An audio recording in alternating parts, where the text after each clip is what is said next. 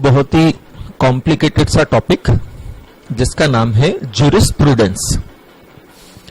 Complicated क्यों बोला मैंने, वो भी मैं आगे आपको बताता हूं। सबसे पहले हम ज्यूरिस्प्रूडेंस का मतलब समझते हैं। ज्यूरिस्प्रूडेंस वर्ड जो है ये एक लैटिन टर्म से लिया है जिसका मतलब होता है ज्यूरिस एंड प्रूडेंशिया। ज्यूरिस्प्रूडेंस वर्ड जो है ये एक लैटिन टर्म से लिया है, कौन सी, ज्यूरिस प्रूडेंशिया। ज्यूरिस का मतलब होता है लॉ, प्रूडेंशिया का मतलब होता है नॉलेज और स्किल।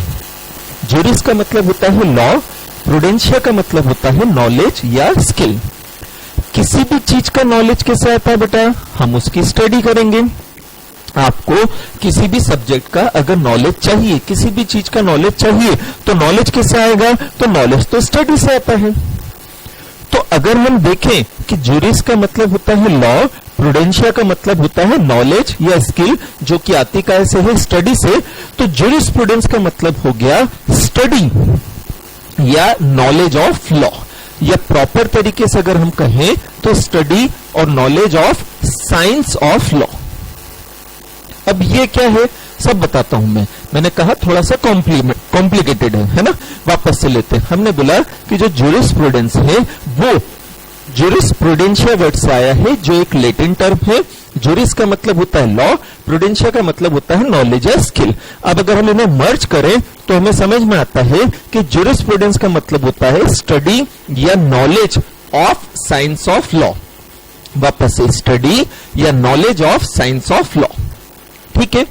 अब हम ये बोल रहे हैं या हमें ये समझ में आता है थोड़ा बहुत कि ज्यूरिस्प्रूडेंस के अंदर हम स्टडी करते हैं। ज्यूरिस्प्रूडेंस के अंदर हम स्टडी करते हैं। काय की स्टडी करते हैं, लॉ की स्टडी नहीं करते हैं। ज्यूरिस्प्रूडेंस के अंदर हम स्टडी करते हैं बट लॉ की स्टडी नहीं करते हैं। हम लॉ के जो बेसिक्स हैं उनकी स्टडी करते हैं, लॉ की जो फिलॉसॉफी है उसकी स्टडी करते हैं, लॉ बनाने के जो रीजंस हैं हम उनकी स्टडी करते हैं। वापस से, ज्यूरिस्प्रूडेंस का मतलब ये ना समझें कि हम लॉ की स्टडी कर रहे हैं, नहीं, हम लॉ के जो बेसिक्स होते हैं, लॉ की जो फिलॉसॉफी होती है, लॉ बनाने के जो रीजंस हैं, लॉ के जो कॉन्सेप्ट हैं, लॉ की जो अप्रोच है, उनकी स्टडी की जाती है कहे के अंदर, ज्यूरिस्प्रूडेंस के अंदर। लॉ की स्टडी मतलब तो क्या, तो बोले लॉ तो क्या है, एक जनरल टर्म है जिसमें काफी सारे लॉ आएंगे, जैसे कंपनीज एक्ट है, इनकम टैक्स एक्ट है, ये सब क्या है, लॉ है। तो हम यहाँ कंपनीज एक्ट की स्टडी नहीं कर रहे हैं, हम यहाँ इनकम टैक्स की स्टडी नहीं कर रहे हैं, हम यहाँ लॉ की स्टडी नहीं कर रहे हैं। हम कंपनी लॉ बनाने के जो बेसिक्स हैं उनकी जब स्टडी करेंगे उसे बोलते हैं ज्यूरिस्प्रूडेंस। हम इनकम टैक्स की जो फिलॉसॉफी है, वो एक्ट बनाने की जो फिलॉसॉफी है, इनकम टैक्स एक्ट बनाने की जो रीजंस हैं, उन रीजंस की जब स्टडी करेंगे वो होता है ज्यूरिस्प्रूडेंस। हमने ट्रांसफर ऑफ प्रॉपर्टीज एक्ट पढ़ा, तो हम यहाँ ट्रांसफर ऑफ प्रॉपर्टीज एक्ट नहीं पढ़ रहे हैं, but transfer of properties act बनाने के जो बेसिक्स हैं, उस एक्ट की क्या थॉट्स है, उस एक्ट की क्या आइडियोलॉजी है, फिलॉसॉफी क्या है, रीजंस क्या है, उनकी जब हम स्टडी करेंगे वो स्टडी कहलाती है ज्यूरिस्प्रूडेंस। आपको क्लियर हुआ? ज्यूरिस्प्रूडेंस मतलब लॉ की स्टडी नहीं है ना, गलत नहीं समझना। ज्यूरिस्प्रूडेंस मतलब लॉ की स्टडी नहीं, लॉ बनाने के जो बेसिक्स हैं, उसकी जो फिलॉसॉफी है, उसके जो रीजंस हैं, उसकी जो अप्रोच है, उसके जो कॉन्सेप्ट हैं, लॉ के अंदर जो राइट्स दिए हैं, लॉ के अंदर जो ऑब्लिगेशंस दिए हैं, लॉ में जो ड्यूटीज फिक्स की गई हैं, उनकी जब हम स्टडी करते हैं उसे ज्यूरिस्प्रूडेंस कहा जाता है।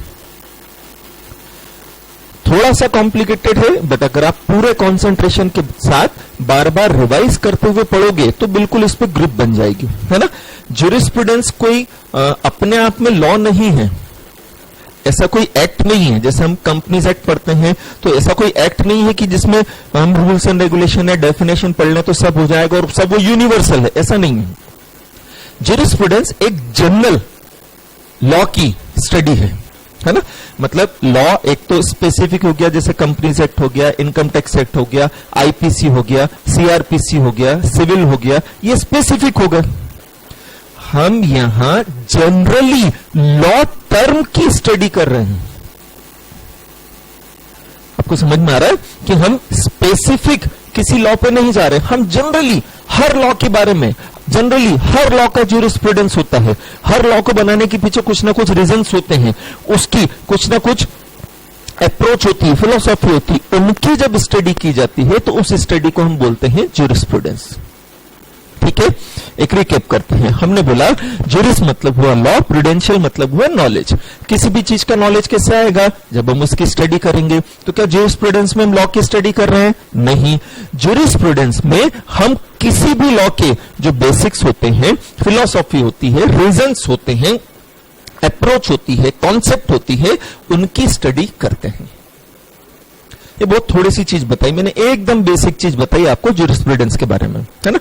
अब अगर हमें ज्यूरिस्प्रूडेंस का डिटेल देखना है, जो कि हम पढ़ रहे हैं, तो हमें दो मैटर मालूम होना चाहिए। ज्यूरिस्प्रूडेंस इन दो चीजों पर डिपेंड करता है, लॉ पर एंड नॉलेज पर। ठीक है, ज्यूरिस्प्रूडेंस इन दो चीजों पर डिपेंड करता है। हमने इस वर्ड का जब मीनिंग निकाला तो बोला ज्यूरिस मतलब लॉ हुआ, प्रूडेंशियल मतलब नॉलेज हुआ। तो हमें ये दो चीज देखनी पड़ेगी। तो सबसे पहले हमें यह समझना होगा कि लॉ होता क्या है।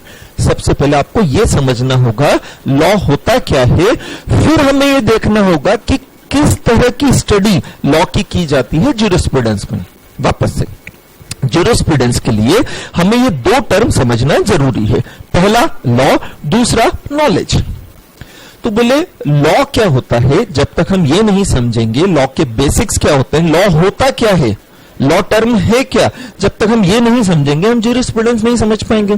तो हमें तो सबसे पहले ये देखना पड़ेगा लॉ क्या होता है, एंड फिर हम देखेंगे कि हम स्टडी, लॉ की जो स्टडी कर रहे हैं, तो लॉ में किस चीज की स्टडी की जा रही है। जनरली मैंने आपको बता दिया कि ज्यूरिस्प्रूडेंस के अंदर हम स्टडी करते हैं लॉ के बेसिक्स की, फिलॉसफी की, उसके राइट्स की, ड्यूटीज की, कॉन्सेप्ट की। तो ये दो टर्म पहले हम समझे, लॉ क्या होता है एंड दूसरा किस चीज की स्टडी करनी है। वापस से लॉ क्या होता है एंड किस चीज की स्टडी करनी है, ये दो टर्म जब हम समझेंगे तब जाकर हम फाइनली ज्यूरिस्प्रूडेंस को प्रॉपर तरीके से समझ। हम लॉ के बारे में पढ़ते हैं, है ना, फिर हम लॉ की स्टडी के बारे में पढ़ेंगे।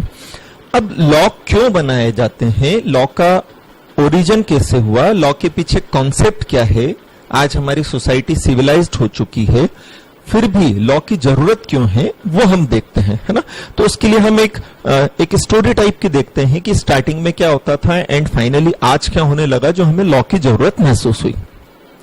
लॉ का सिंपल मीनिंग तो आप समझते हैं कि लॉ मतलब क्या होते हैं, नॉर्म्स होते हैं, रूल्स एंड रेगुलेशन होते हैं, जो ह्यूमन बिहेवियर को, उनके कंडक्ट को, उनके एक्शन को, पर्टिकुलर टास्क को कंट्रोल करते हैं। नॉर्मली हम लॉ का मतलब समझते हैं कि लॉ मतलब क्या हुआ, लॉ मतलब रूल्स एंड रेगुलेशंस हुए, नॉर्म्स हुए, जो एक पर्टिकुलर एक्ट को या ह्यूमन बिहेवियर को या कंडक्ट को क्या करते हैं, कंट्रोल करते हैं। तो बोले ह्यूमन बिहेवियर को या कंडक्ट को कंट्रोल करने की जरूरत क्यों महसूस हुई, ऐसा क्या हुआ कि हम ह्यूमन बिहेवियर को कंट्रोल करने के लिए लॉ बनाने लगे, क्या वो खुद ही कंट्रोल वे में नहीं रह सकते हैं क्या? चलें देखते हैं। तो सबसे पहले क्या होता था, इंडिविजुअल हुआ करते थे, ह्यूमन बीइंग। अगर हम स्टोन एज की बात करें, पाषाण युग की बात करें, स्टोन एज जब ह्यूमन बीइंग का बर्थ हुआ था तब से अगर हम बात करें तो सबसे पहले क्या हुआ करते थे, इंडिविजुअल, मतलब सब व्यक्ति अकेले अकेले रहते थे स्टार्टिंग के अंदर, है ना। जब वो अकेले रहते थे तो वो अपने हिसाब से कंडक्ट करते थे, उनका बिहेवियर, उनके एक्शन कोई भी कंट्रोल नहीं था, सब अपने अपने हिसाब से जा रहे हैं, किसी को किसी से कोई मतलब नहीं है, अनऑर्गेनाइज्ड थे। देन फिर जैसे जैसे क्या हुआ कि उन्हें जरूरत महसूस हुई कि हमें साथ में मिलकर काम करना चाहिए, हमें साथ में मिलकर रहना चाहिए, तो उन्होंने ऑर्गेनाइज होना चालू किया। ठीक है, उन्होंने अपना ऑर्गेनाइजेशन बनाया। पहले वो अकेले थे तो अपने अपने हिसाब से काम करते थे, किसी पर किसी का कोई कंट्रोल नहीं था, कोई common provision, rules and regulation नहीं हुआ करते थे। बट फिर उन्हें लगा कि भाई हमें अगर साथ में मिलकर काम करेंगे तो ज्यादा अच्छा रहेगा, अकेले रहने से अच्छा है सब साथ में मिलकर रहें, तो वो ऑर्गेनाइज होना चालू हुए। फिर धीरे धीरे उन्होंने प्रोग्रेस करी, तो अपने ग्रुप बनाए, अपनी क्या बनाई, सोसाइटी बनाई, कि भाई 10 लोग साथ में मिलकर रहने लग गए, 15 लोग साथ में मिलकर रहने लग गए। अकेले रहने से अच्छा है। तो उन्होंने अपनी क्या बनाई, सोसाइटी बनाई। अब जब उन्होंने अपनी सोसाइटी बनाई, उन्होंने अपना ग्रुप बनाया, तो उस ग्रुप के जो मेंबर्स हैं, उन ग्रुप के जो मेंबर्स हैं, उनके कंडक्ट को, बिहेवियर को, एक्शन को कंट्रोल करने के लिए, मैनेज करने के लिए उन्होंने क्या बनाए, अपने नॉर्म्स बनाए, रूल्स एंड रेगुलेशन बनाए, जिन्हें हम क्या बोल सकते हैं, लॉ। अभी हमने बोला लॉ मतलब क्या होते हैं, रूल्स एंड रेगुलेशन। वापस से, जब इंडिविजुअल हुआ करते थे, स्टोन एज की बात हम करें, अकेले अकेले रहते थे, तो सब अपने अपने हिसाब से अलग अलग काम कर रहे हैं। बट जैसे जैसे उन्हें लगा कि साथ में रहकर रहने से फायदा है, साथ में रहकर रहने से बेटर रहेगा, तो उन्होंने अपना क्या बनाना चालू किया, ग्रुप बनाना चालू किया, जिसे हमने क्या नाम दे दिया, सोसाइटी। अब सोसाइटी को मैनेज करना था, सब लोग साथ में रह रहे हैं तो एक दूसरे के साथ कोऑपरेट करना जरूरी था, सब लोग साथ में रह रहे हैं तो एक दूसरे के एक्ट को कंट्रोल करना जरूरी था। तो इसके लिए उन्होंने क्या किया, इसके लिए उन्होंने फिर अपने सोसाइटी को कंट्रोल करने के लिए norms and rules and regulation बनाए। ठीक है, फिर क्या हुआ, और प्रोग्रेस करी, ह्यूमन बीइंग ने और प्रोग्रेस करी। जैसे जैसे प्रोग्रेस हुई तो ज्यादा से ज्यादा सोसाइटीज बनने लग गई, ज्यादा से ज्यादा ग्रुप बनने लग गए। मेरा ग्रुप अलग बन गया, आपका ग्रुप अलग बन गया, शर्मा जी का ग्रुप अलग बन गया, वर्मा जी का ग्रुप अलग बन गया। ऐसे अलग अलग ग्रुप बनाकर काम करने लग गए, अलग अलग सबकी सोसाइटी बन गई। जैसे आज भी अलग अलग सोसाइटीज हैं, आज भी अलग अलग ग्रुप काम कर रहे हैं, रिलीजन के बेसिस पर अलग काम कर रहे हैं, प्रोफेशन के बेसिस पर अलग काम कर रहे हैं, बिजनेस के बेसिस पर अलग अलग काम कर रहे हैं। तो ऐसे क्या हुआ कि 150 लोग इकट्ठे होते गए, अपने अपने ग्रुप बनाते गए, तो इस तरह से बहुत सारी सोसाइटी से बहुत सारे ग्रुप बन गए, एंड सबके अलग अलग क्या बन गए, नॉर्म्स बन गए। अब सबके अलग अलग नॉर्म्स बन गए तो मेरी सोसाइटी वाले मेरे नॉर्म्स कंप्लाई करेंगे, आपकी सोसाइटी वाले आपके नॉर्म्स कंप्लाई करेंगे। कॉमन प्रोविजंस तो कुछ थे नहीं, तो अलग अलग लॉ भी हो गए। देन फिर रिक्वायरमेंट ये होने लगी कि यार जब हम सब ह्यूमन बीइंग हैं, एक ही जगह के पार्ट हैं, तो फिर हमें क्या होना चाहिए, कॉमन अथॉरिटी होना चाहिए। अलग अलग ग्रुप को कंट्रोल करने के लिए भी क्या होना चाहिए, कॉमन अथॉरिटी होना चाहिए, जो हम सबको रेगुलेट करे, सबको कंट्रोल करे, वो हमारे लिए नॉर्म्स बना दे। तो फिर कॉमन अथॉरिटी बनाई गई स्टेट, जिसे हम क्या बोलते हैं, गवर्नमेंट। जैसे आज हिंदू हैं, मुस्लिम हैं, अलग अलग रिलीजन के हम लोग हैं, मेल हैं, फीमेल हैं, अलग अलग सेक्स के लोग हैं हम, ठीक है, छोटे बड़े, age wise, business wise, profession wise, कोई बिजनेस कर रहा है, कोई प्रोफेशन कर रहा है, कोई वर्कर है, हम सब अलग अलग ग्रुप को बिलोंग करते हैं, हम सबके अलग अलग नॉर्म्स भी हैं, बट हमें कॉमन कंट्रोलिंग अथॉरिटी है, वो हमारे बीच में कौन है, गवर्नमेंट। जैसे हम एमपी के हैं तो एमपी गवर्नमेंट है, एमपी के जितने भी व्यक्ति हैं उन सबके लिए वो क्या बनाते हैं, नॉर्म्स बनाते हैं। एमपी के जो लोग हैं उनके ह्यूमन बिहेवियर को, उनके कंडक्ट को कंट्रोल करने के लिए, एंड उन्हीं नॉर्म्स को, उन्हीं रूल्स एंड रेगुलेशन को हम क्या बोलते हैं, लॉ। तो लॉ क्यों बनाए जाते हैं, ह्यूमन बिहेवियर को, ह्यूमन कंडक्ट को कंट्रोल करने के लिए, ह्यूमन एक्शन को कंट्रोल करने के लिए। लॉ क्यों बनाए जाते हैं, यूनिफॉर्मिटी मेंटेन करने के लिए, कि जब हम सब ब्रॉडली एक ही सोसाइटी का हिस्सा है तो फिर उस सोसाइटी के लिए हमें कॉमन नॉर्म्स कंप्लाई करना चाहिए, ताकि कॉन्फ्लिक्ट ना हो, सब साथ में मिलकर एक जैसा बिहेवियर, एक जैसा कंडक्ट रखें किसी एक पर्टिकुलर मैटर पर। जैसे कंपनीज एक्ट है, तो जितने व्यक्ति कंपनीज चला रहे हैं उनके लिए वो कॉमन लॉ हो गया। अगर आपको कंपनी चलानी है तो आप कंपनीज एक्ट के प्रोविजंस कंप्लाई करो। अगर आपको पार्टनरशिप चलानी है तो एक पार्टनरशिप एक्ट, कॉमन एक्ट बना हुआ है, जो व्यक्ति पार्टनरशिप बनाकर बिजनेस करना चाहता है वो पार्टनरशिप एक्ट के प्रोविजंस कंप्लाई कर ले। किसी व्यक्ति ने अगर क्राइम किया तो उसके लिए सीआरपीसी है। सबके लिए कॉमन है कि अगर एक व्यक्ति ने क्राइम किया और क्राइम का नेचर ये है तो सीआरपीसी या आईपीसी के प्रोविजंस के अकॉर्डिंगली इस तरह से पनिशमेंट दिया जाएगा। तो कहने का क्या मतलब हुआ कि हम छोटे छोटे लेवल पर, छोटी छोटी सोसाइटीज में डिवाइडेड हैं, बट ब्रॉड लेवल पर देखा जाए तो हम पूरे एक कंट्री का हिस्सा है, पूरे एक देश का हिस्सा है। सबसे पहले हम एक स्टेट का हिस्सा है, या यूं कह लो सबसे पहले हम एक सिटी का हिस्सा है, फिर डिस्ट्रिक्ट का हिस्सा है, स्टेट का हिस्सा है, कंट्री का हिस्सा है। तो उन लेवल पर सभी व्यक्तियों को कंट्रोल करने के लिए जो norms and rules and regulations बनाए जाते हैं उसे हम कहते हैं लॉ। वापस से। तो हम रिकैप अगर करें तो हमने बोला कि यार सब इंडिविजुअल होते थे, अलग अलग रहते थे। देन उन्होंने जैसे जैसे प्रोग्रेस करना चाहा या साथ में रहना चाहा तो अपने ऑर्गेनाइजेशंस बनाए, सोसाइटीज बना ली। फिर अलग अलग सोसाइटीज के मेंबर्स हैं तो उनके लिए अलग अलग नॉर्म्स हो गए। फिर जैसे जैसे प्रोग्रेस हुई काफी सारी सोसाइटीज बनी, काफी सारी सोसाइटीज बनी तो काफी सारे अलग अलग नॉर्म्स बन गए। देन जरूरत महसूस हुई कि कॉमन अथॉरिटी होना चाहिए, कॉमन लॉ होना चाहिए सब व्यक्तियों के बीच में, ताकि सभी व्यक्तियों का बिहेवियर, कंडक्ट, एक्शन यूनिफॉर्म रहे। देन फिर एक कॉमन अथॉरिटी हम बनाते हैं गवर्नमेंट। जैसे हमारे इलेक्शन होते हैं, हम खुद हमारे बिहाफ पर हमारे इलेक्टेड रिप्रेजेंटेटिव जिन्हें नेता पॉलिटिशियन होते हैं वो हम सबको कंट्रोल करते हैं लॉ बनाकर। तो इस तरह से लॉ का ओरिजिन हुआ कि भाई हम चाहते हैं यूनिफॉर्मिटी रहे, हम चाहते हैं एक पर्टिकुलर मैटर पर सब व्यक्तियों का बिहेवियर, कंडक्ट एक तरह से रहे, और उसी बिहेवियर, कंडक्ट को रेगुलेट करने के पर्पज से क्या बनाए जाते हैं, लॉ। तो ये तो हमने देखा कि लॉ की नीड क्यों हुई, ये तो हमने देखा लॉ की नीड क्यों हुई, है ना, क्योंकि हमें ज्यूरिस्प्रूडेंस समझना है, उसके लिए दो चीजें चाहिए, लॉ चाहिए एंड दूसरा क्या चाहिए, लॉ के किस एस्पेक्ट की हम क्या कर रहे हैं, स्टडी।